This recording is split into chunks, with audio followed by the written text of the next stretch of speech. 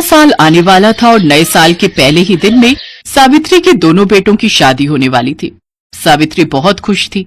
उसका सपना जो पूरा होने वाला था, घर में 2 बहुएं आएंगी, मेरा घर खुशियों से भर जाएगा, कितना मजा आएगा, नया साल और नई खुशी एक साथ शुरू होगी। लेकिन सावित्री को नहीं पता था कि नए साल में खुशी नहीं दुख का पहाड़ आकर दरवाजे पर दस्तक देने वाला था। सावित्री ने अपने दोनों बेटों के लिए खुद लड़की पसंद की थी।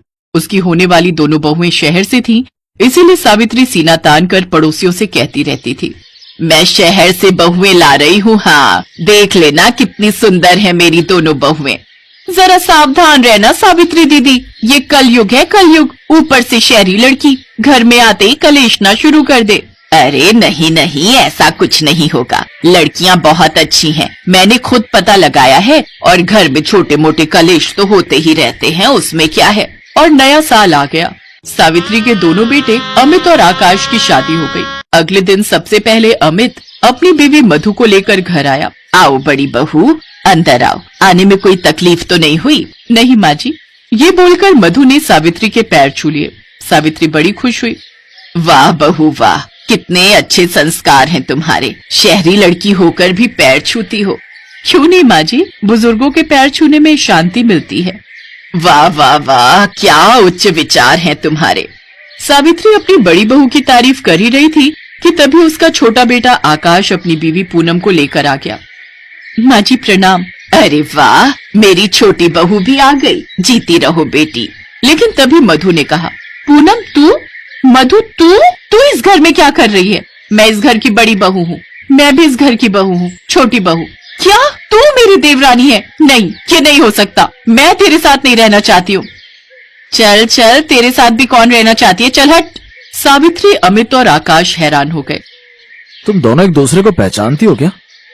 ये मेरे कॉलेज में थी, 1 नंबर की चुड़ैल लड़की है ये। हाँ, तू है चुड़ैल, कॉलेज में 100 लड़कों के साथ घूमती थी और यहाँ आकर अच्छी बहू बनने का नाटक कर रही है। अरे जा जा जा, तू तो 1000 लड़के घुमाती थी, चुड़ैल कहीं की। दोनों घर के बाहर खड़े होकर ये सब करने लग गई और बाहर पड़ोसियों की भीड़ जमा हो गई। सावित्री तो हैरान रह गई। अरे ठीक है, बाद में लड़ लेना, पहले अंदर तो आ जाओ तुम दोनों, बाहर सब लोग देख रहे हैं। अरे देखने दीजिए, मैं किसी से डरती हूँ क्या? मेरे भैया पुलिस में हैं। हाँ तो मेरे जीजा जी भी आर्मी में हैं। अब बोल चुड़ैल। दोनों अपने मुंह से गंदगी निकालने लगी। पड़ोसियों का क्या है, वो तो हर झगड़े में मजे ही लेते हैं। अमित और आकाश ने बहुत समझाकर दोनों को घर के अंदर भेजा। सावित्री खड़ी की खड़ी रह गई। एक पड़ोसी ने उसे टॉन्ट मारकर कहा, सावित्री दीदी हैप्पी न्यू ईयर जी। उसके दोनों बेटे अपनी अपनी बीवियों को कमरे में रखकर अपनी माँ के पास आए। ये क्या हो गया माँ, ये कैसी लड़कियां पसंद की हैं आपने? हाँ माँ, पड़ोसियों के सामने तो नाक कट गई हमारी, नए साल में नए कलेश शुरू हो गए। सावित्री सदमे में थी। अचानक से ये सब हो जाएगा, ये उसने सपने में भी नहीं सोचा था। उसने कहा, बेटा मुझे कैसे पता होगा कि ये दोनों पहले से एक दूसरे को पहचानती हैं और आपस में दोनों की दुश्मन भी है। पहले पता होता तो थोड़ी ना मैं इनसे तुम दोनों की शादी करवाती। वो तो बात ठीक है माँ, लेकिन अब आगे क्या होगा?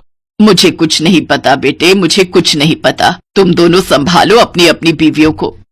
लेकिन 2 दुश्मन जब आपस में भिड़ने के लिए उत्सुक हो, तब कौन उन्हें शांत कर सकता है? वो तो लड़ेंगे ही। मधु और पूनम तो बरसों से दुश्मन थी और यहाँ आकर उन्हें लड़ने का मौका मिल गया। मधु रसोई में गई तो पीछे पीछे पूनम भी घुस गई। चल हट यहाँ से, मुझे अपने लिए खाना बनाना है। मैं रसोई में पहले आई हूँ और मैं तेरी जेठानी हूँ पूनम, मुझसे आराम से बात कर, नहीं तो क्या करेगी? गंजी मारेगी मुझे? गंजी क्यों बोला मुझे? हाँ क्यों बोला गंजी? तू कॉलेज में गंजी तो थी, ये तो तेरे नकली बाल हैं। ये सुनकर सावित्री भी वहां आ गई। तब सावित्री को सुना सुनाकर पूनम कहने लगी, पता है माँ जी, ये सब नकली बाल हैं। नकली बाल? लेकिन मधु ने तो बोला था। आप इस झूठी पर विश्वास मत कीजिए माँ जी, इसके दांत नकली हैं, सामने के दोनों दांत नकली हैं इसके। झूठ मत बोल मधु, नहीं तो मैं तेरे दांत तोड़ दूंगी। सावित्री सिचुएशन संभालने की कोशिश करने लगी। अरे अरे अरे, ये क्या कर रही हो तुम दोनों, शांत हो जाओ। लेकिन वो दोनों तो शांत होने के मूड में नहीं थे। इस तरह हर बात पर दोनों झगड़ने लगी।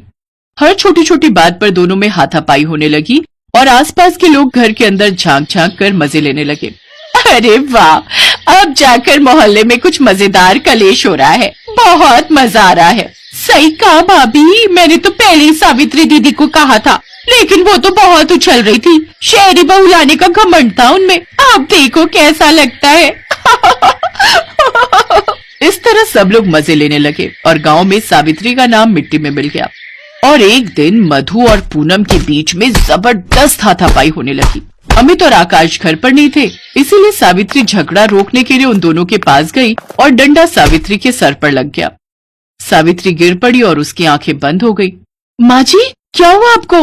माँ जी, मधु माँ जी को अस्पताल ले जाना होगा। दोनों बहुएं सावित्री को उठाकर अस्पताल ले गई। सावित्री को हार्ट अटैक आया था, लेकिन डॉक्टर ने सावित्री को बचा लिया। मधु और पूनम रोने लगी और अपने पतियों से क्षमा प्रार्थना करने लगी। माफ कर दीजिए मुझे, मेरी वजह से ही आज माँ जी की ये हालत है।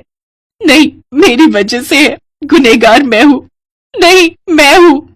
अरे अभी इस बात को लेकर भी अब आपस में झगड़ा मत शुरू करो।